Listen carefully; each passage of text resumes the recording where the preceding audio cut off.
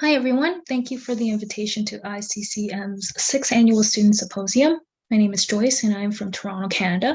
Even though I cannot be there in person this year, I would like to engage in conversation about the positionality as the role of the researcher, paying particular attention to community music symphonies for children living in challenging circumstances. So here's a brief overview of what's to come in my presentation. The first is an About Me section to set the tone of my positionality. Following that, we'll engage in discussion and conclusions of the recording. So a little bit about myself. My experience in community music research stems from my knowledge in the life sciences, working mainly in hospitals as well as public and private music education in Canada. Through my range of knowledge in human biology, psychology, and community music, my aim is to have my dissertation work cross-comparing different community symphony orchestras for children living in challenging circumstances. Topics will include whether the internal values of practitioners are demonstrated as effective strategies of music learning, participant retention both virtually and in person, as well as pedagogies that support decolonization in a Canadian perspective. So in this graph, I've sorted out my experiences into 3 broad categories: education, music, and health. Although these are discrete categories of attributions, my lived experiences and values towards these subjects will be influenced by my positionality as a community music researcher. In addition, there are some bullet points that express my physical attributes, which include being Asian Canadian, female, and living in the Greater Toronto Area, which is known to be one of the major multicultural cities in the world. As I recognize the benefits and sometimes challenges of these attributes, I recognize that I am in a place of privilege on settler land, growing up in a Western society and having access to education opportunities related to community music. So here is a map of a culturally enriched enclave in Toronto that serves kind of like an overcoming of barriers of immigration. As a historical context, my parents were one of the first families who immigrated from Hong Kong in 1988 before the handover of China in 1997 after the end of the British colony rule for 156 years. So they grew the awareness of Toronto and downtown, which is located in the south part of the city. This is where the first Chinatown has been located in Toronto, which has moved to the east in a street called Gerrard Street, and then moving upwards towards the east end through cities such as Scarborough, Markham, and Richmond Hill. Living in an eastern direction holds many values that are culturally bounded by traditional Chinese thought and many others, including the intonation of the city or the town name. This can pose risks of the gentrification and dangerous pathways to displacement of these establishments in affording and serving the public through racialized groups. Although I grew up in Toronto, my experiences were mixed between Western and Eastern thought, which has attributed to my stance on community music. So now we're going to be engaging in a discussion. The first thing that we're going to do is defining the enactment of this role. So what is positionality in research? In general, positionality can be seen as the ways of knowing through personal lived experiences and the communities that shape us. However, Pudick in 2018 furthers his statement of the idea of knowing and not knowing. It reads, positioning teachers as knowers results in a dichotomous view of knowing and not knowing particular areas of subject knowledge. In the quotation, we can see that teachers, in general or in community music education, it is continuously dynamic of relearning of not only ourselves, but the people around us, such as our students and various stakeholders like parents and public members. So here in the article demonstrates 2 different graphs about knowledge. Knowledge can be categorized discretely through schematics and linear progressions. As you can see in the top left, knowledge is related to what we know of the world and what we know personally through the subject matter, through our interactions in our lifetime. This is then further visualized in the type of culture we live and experience. For example, as an individual with science and social sciences background in community music, my knowledge structures can be formed in a hierarchical sense, which is mainly seen in research and something that is seen over time linearly.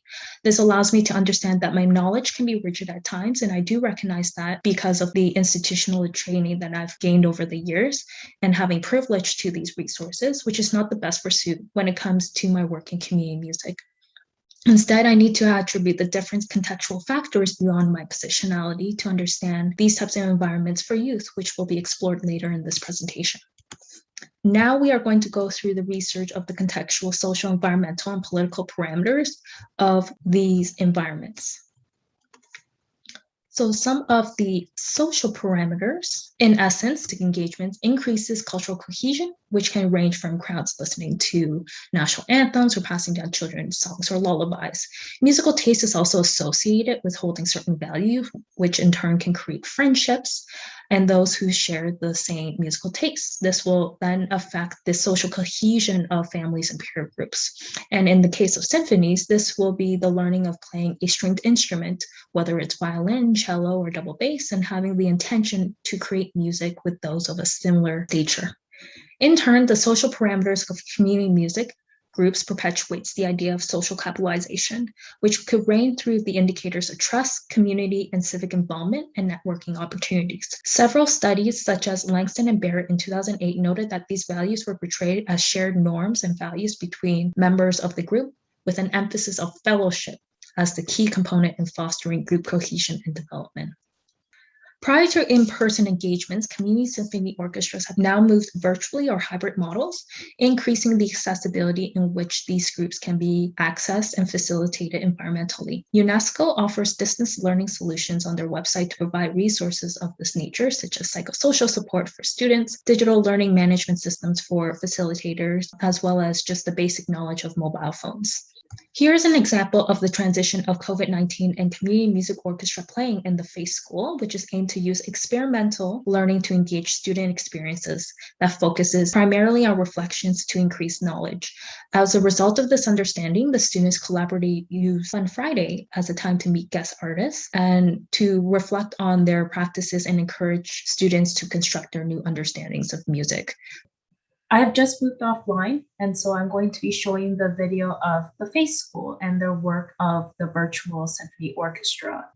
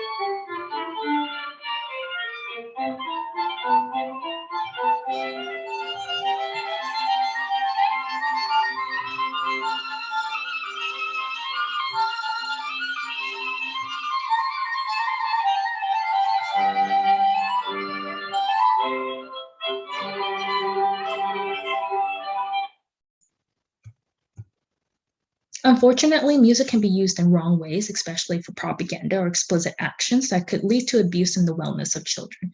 In the scope of community music orchestra, there has been some accusations of this. For example, El Sistema of Venezuela revealed the open secret of abuse through a save of accusations of revelations by young women against the organization. Although this type of viewpoint is not shared by all feeder organizations such as Sistema Toronto, it is hard to recover from these political parameters in initiating the social development of music education. Further to these parameters demonstrates the differences between values and actions, and they both serve different means to execute music teaching and learning fruitfully to children. As a result, I wish to use my dissertation to explore these differences and whether decolonization could be implemented in the classroom as a strategy for informal learning in music. Finally, let's talk about the communication methods that effectively allow students to collaborate in youth community music organizations. Presented on the slide is a range of communication methods that are ideal for community symphony orchestras for children. So we can see that there is experiential learning, which is perpetuated by the students, a model of social emotional learning, which uses emotions and feelings of the participants to develop concepts such as empathy, relationships, ownership, and reflection.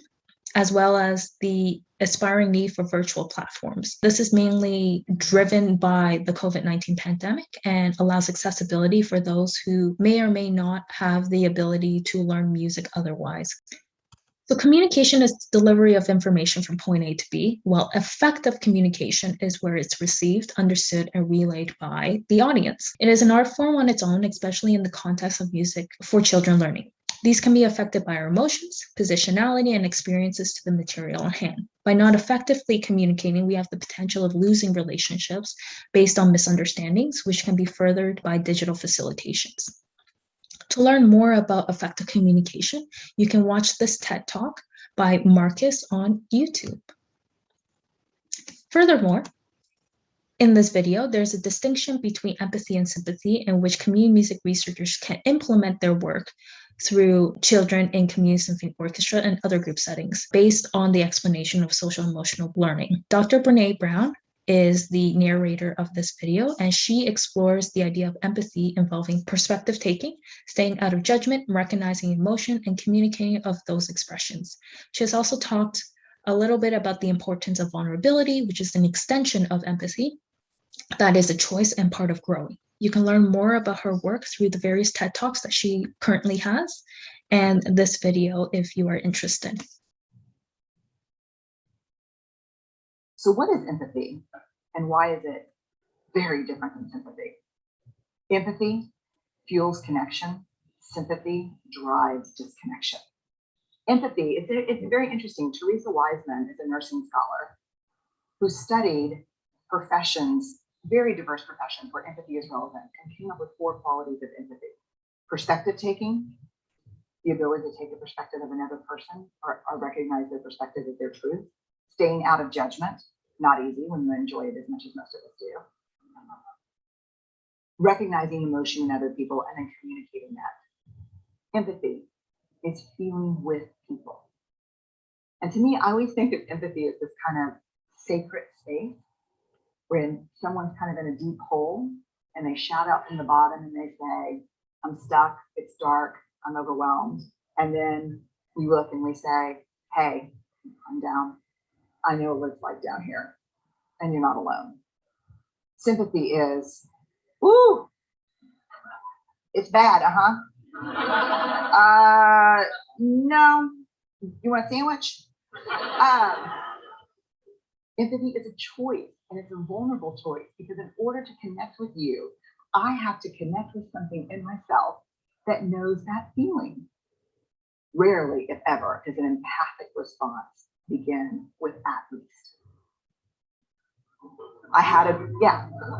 And we do it all the time, because you know what? Someone just shared something with us that's incredibly painful, and we're trying to silver lining it. I don't think that's a verb, but I'm using it as one. We're trying to put the silver lining around it. So I had a miscarriage. At least you know you can get pregnant. I think my marriage is falling apart. At least you have a marriage. John's getting kicked out of school. At least Sarah is an A student. But one of the things we do sometimes in the face of very difficult conversations is we try to make things better. If I share something with you that's very difficult, I'd rather you say, I don't even know what to say right now, I'm just so glad you told me. Because the truth is, rarely can a response make something better. What makes something better is connection.